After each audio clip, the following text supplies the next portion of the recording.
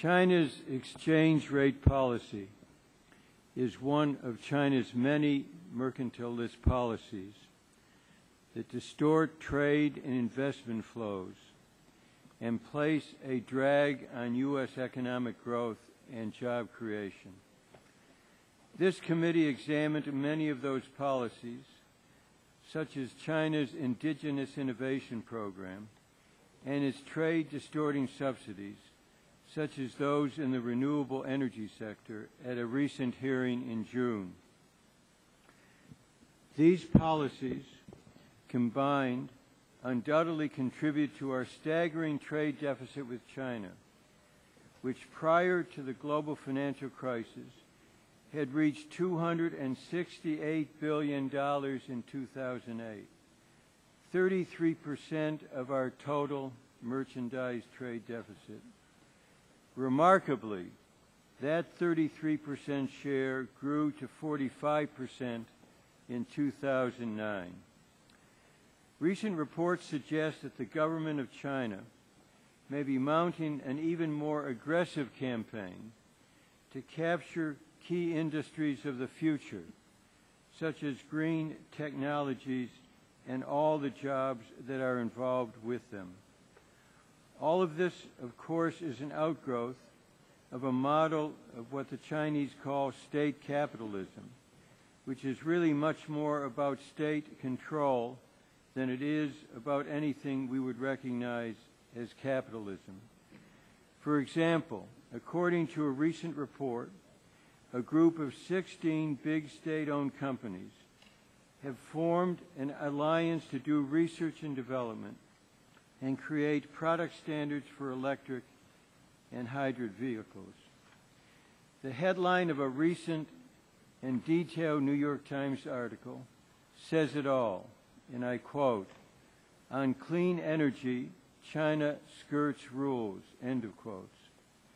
That article noted that in one particular case, a municipal government transferred to one solar panel company 22 acres of valuable urban land at a bargain basement price. On top of that, a state-owned bank is preparing to lend to the company at a low interest rate, while the provincial government is sweetening the deal further by reimbursing the company for most of the interest payments.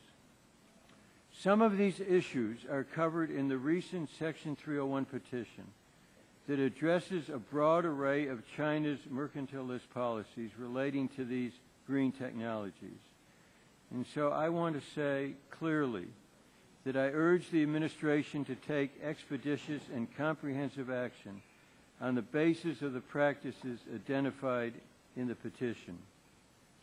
This hearing and our hearing tomorrow with Secretary Geithner confront the need to address directly China's exchange rate policy and its effect on American businesses and workers. That means jobs, and the various options for doing so. As mentioned earlier, there are many issues we face with China. China's exchange rate policy is one of the most commercially significant.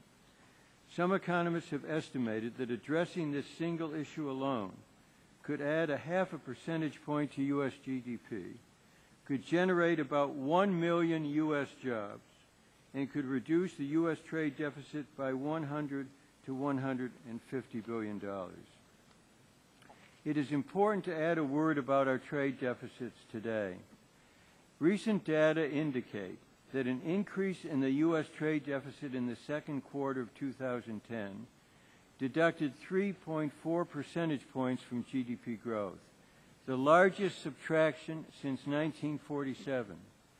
And a former ITC economist recently estimated that the U.S. trade deficit with China will reduce U.S. GDP in 2010 by more than $400 billion, or nearly 3%. Over the past decade, the U.S. has experienced its largest trade deficits in our history, but those deficits in former years received little attention or action. And the issue is not peculiar to the United States. China over the past several years has experienced unprecedented global trade surpluses, surpluses that are to persist likely, and even to grow in the future in the absence of corrective action. There are several options to address this important issue. One option would be to redouble our efforts to address the issue through multilateral dialogue and negotiations. I believe a multilateral approach would be the most likely to yield the broadest results. Many nations are harmed by mercantilist exchange rate policies, not only the U.S., and it's important to hear the voice of those other nations. And China is not the only country with a predatory exchange rate policy. In fact, according to press reports this very morning, Japan today intervened in the currency markets for the first time since 2004. This comes at the same time the government of Japan has become increasingly critical of China's exchange rate policy, questioning China's intentions in purchasing Japanese government bonds. The Associated Press reports that after the Bank of Japan sold yen on the Wednesday morning market, the dollar jumped above 85 yen from its earliest low of almost 83. The report also notes that Toyota estimates that every 1 yen climb versus the dollar saps 30 billion yen from Toyota's earnings, because a strong yen makes Japanese automakers less competitive against U.S. and other automakers. This is a deeply disturbing development, and we will follow it closely.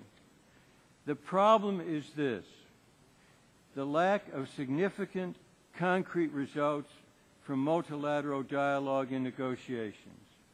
The IMF has repeatedly failed to enforce rules against currency manipulation, rules that are central to its very mandate. And while some progress has been made to place global imbalances on the agenda of the G20, thanks largely to this administration, today there does not appear to be anything remotely approaching an international agreement to end predatory exchange rate policies. While international pressure in advance of the most recent G20 meeting apparently caused China to announce that it would allow greater flexibility, the RMB has appreciated by only 1% in the past 3 months. A second option, multilateral in nature, is to file a WTO case. Many of us in Congress believe that China's exchange rate policy violates WTO commitments of China. Many of us filed petitions in 2004, in 2005, and 2007 calling for the filing of a WTO case. The last administration rejected all 3 petitions almost immediately after they were filed. Congress cannot file such a case on behalf of our country. A third option is legislation clarifying that U.S. trade remedy laws can be applied to address undervalued currency. And in my view, just as I believe China's policy can be successfully challenged as a prohibited export subsidy under WTO rules, I believe the application of countervailing duties would be a WTO-consistent response. In any event, and I emphasize this, the status quo with currency imbalances is unacceptable and unsustainable. Today we will hear testimony about specific administrative and legislative actions. In the best traditions of this committee, we will be able to listen to the testimony and evaluate the strengths and weaknesses in the testimony and proposals of each of the witnesses today and tomorrow. With this nation, its businesses and workers facing a historic recession, it is our obligation on this committee to search vigorously and constructively for answers on all of the significant issues impacting our economic well-being. I hope we can meet this challenge in these hearings, no matter how difficult. Fortunately, we have with us today a number of witnesses that can help shed light on these issues, and we will hear tomorrow from the Secretary. All of us look forward to this testimony. Mr. Camp?